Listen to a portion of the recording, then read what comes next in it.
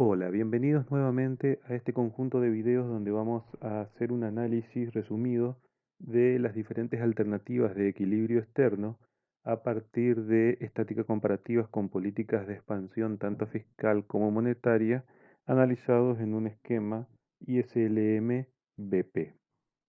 El primer análisis que vamos a hacer es con un sistema de tipo de cambio fijo. Un sistema de tipo de cambio fijo, saben ustedes que consiste en el compromiso de la autoridad monetaria de mantener un valor determinado de la divisa. Es decir, la autoridad monetaria se compromete a que el nivel de tipo de cambio, lo que nosotros aquí consideramos como esa variable E, se mantenga constante a lo largo del tiempo. Vamos a ver cómo influye la política monetaria en este equilibrio y la influencia de esta política monetaria vamos a analizarlas en diferentes escenarios de apertura de capitales. Vamos a empezar analizando la política monetaria en el contexto de tipo de cambio fijo con perfecta movilidad de capitales. Empezamos viendo una política de expansión monetaria, lo cual genera un desplazamiento de la curva LM, de LM a LM' acá en términos de nuestro gráfico, con un desplazamiento hacia la derecha de esta curva. Este desplazamiento genera un paso del equilibrio que está aquí marcado como E sub 0 al equilibrio E sub 1. Ambos equilibrios, tanto E sub 0 como E sub 1, generan equilibrio interno. ¿A qué nos referimos con equilibrio interno? A que se encuentran, son puntos ambos que se encuentran sobre la LM y sobre la IS, es decir, en esos puntos se encuentra tanto el mercado de bienes como el mercado de dinero equilibrado.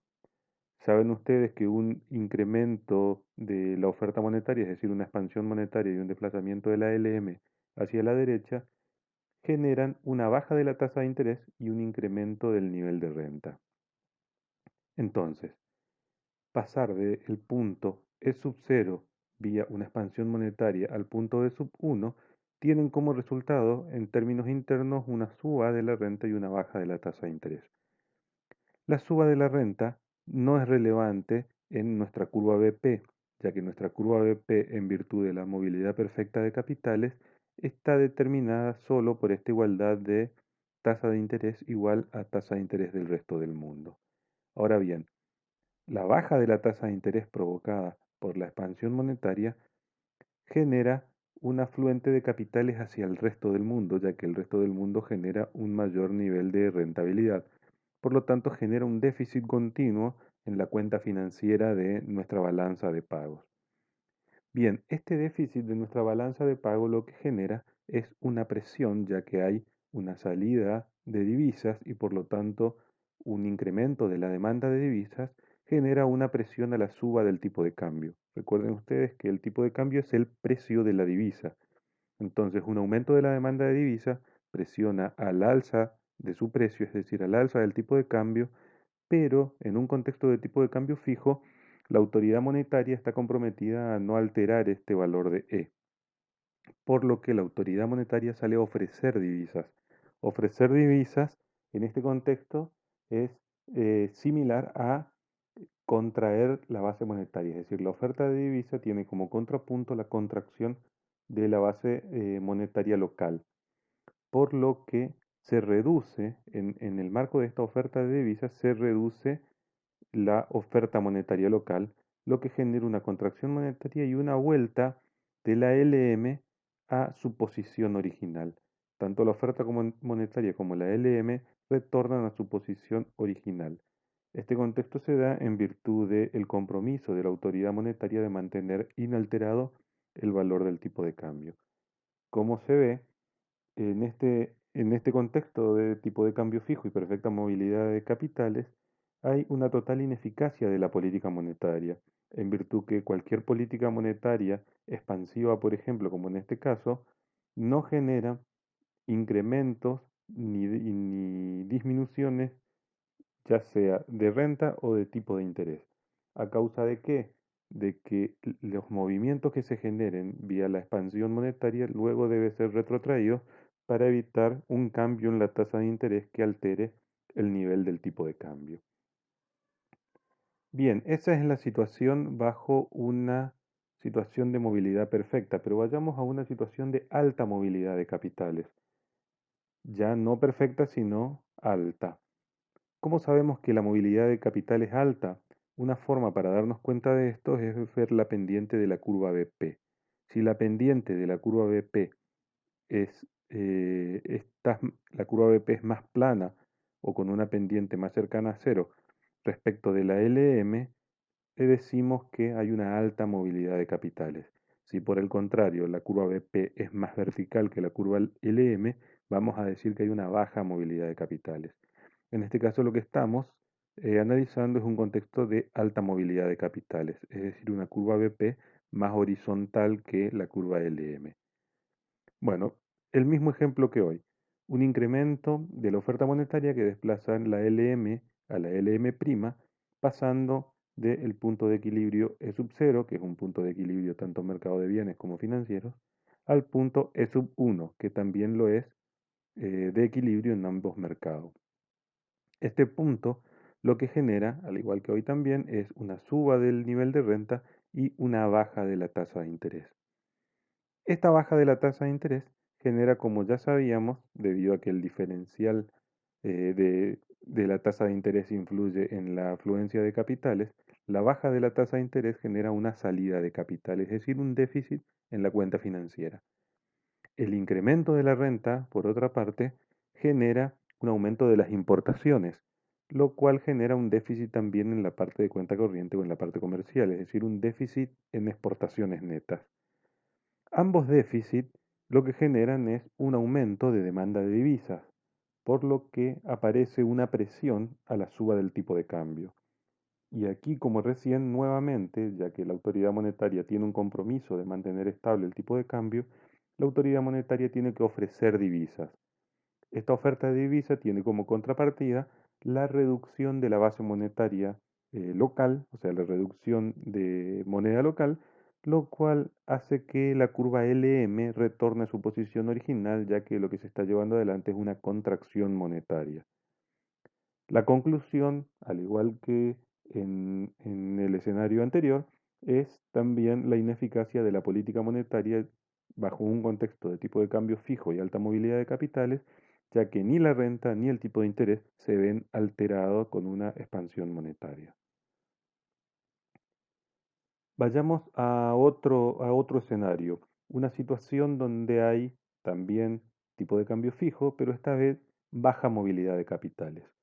¿Cómo sé que es baja movilidad de capitales? Porque la pendiente de la curva BP es más empinada que la curva LM. Al igual que recién, hacemos una expansión monetaria pasando de LM a LM', que significa pasar del punto de sub 0 al punto de sub 1, y el resultado nuevamente es un mayor nivel de renta y un menor nivel de tasa de interés. Resultados en términos de equilibrio interno, pero vamos a ver cómo se traduce esto a la situación externa.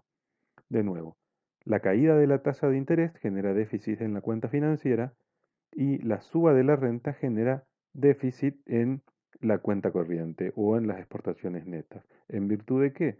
Ya que el aumento de la renta genera un incremento de la demanda de importaciones. Pero de nuevo, estos déficits, tanto en cuenta corriente como en cuenta financiera, lo que generan son presión sobre la demanda de divisas, es decir, una presión para la suba del tipo de cambio. La autoridad monetaria contiene la suba de este tipo de cambio a partir de la oferta de divisas o bien la contracción de la oferta de moneda local, es decir, la contracción de base monetaria, lo que genera un retorno a la posición inicial de la curva LM. ¿Hasta qué punto retorna? Nuevamente va a retornar hasta el punto donde se encuentre con la curva BP. Tienen que ser capaces de entender lo siguiente. Un punto común a la curva LM e IS es un punto que asegura el equilibrio en los dos mercados a nivel interno, es decir, mercado monetario y mercado de bienes, pero que para que a su vez este equilibrio interno se eh, sea también un equilibrio externo, significa que ese punto también tiene que ser un punto de la curva BP. cualquier punto diferente a los puntos que están sobre la curva BP no son puntos de equilibrio del sector externo, es decir, son puntos en los cuales hay déficit o superávit en el sector externo. Fíjense en este caso, por ejemplo, el punto B sub 1 al cual llegábamos en una primera instancia con la política de expansión monetaria, era un punto que aseguraba el equilibrio interno, pero no el equilibrio externo. Era un punto que a nivel externo era un punto de déficit. Todos los puntos a la derecha o abajo de la curva BP son puntos de déficit y los puntos a la izquierda o arriba de la curva BP son puntos de superávit. Este caso, el punto E sub 1, que era un punto de déficit, debía retornar al equilibrio nuevamente y posicionarse sobre un punto que se encuentre en la curva BP. Ese punto termina siendo E sub 0 nuevamente. Por lo cual, de nuevo, resaltamos la ineficacia de la política monetaria en un contexto de tipo de cambio fijo y también baja movilidad de capitales. Vayamos a el último de los escenarios posibles, que es la nula movilidad de capitales. En un esquema de nula movilidad de capitales, la curva BP es una curva vertical que no está influenciada por la tasa de interés.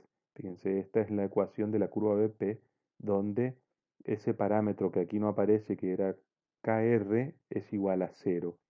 Entonces, la curva BP no está influenciada por la tasa de interés, y está influenciada solo por este conjunto de variables, la renta en el caso que nos importa aquí. Entonces, nuevamente, partimos de una expansión monetaria donde la LM se desplaza a LM', nos movemos a un punto de equilibrio interno de E sub 0 a E sub 1, donde el resultado, como ya sabemos, es suba de la renta y baja de la tasa de interés.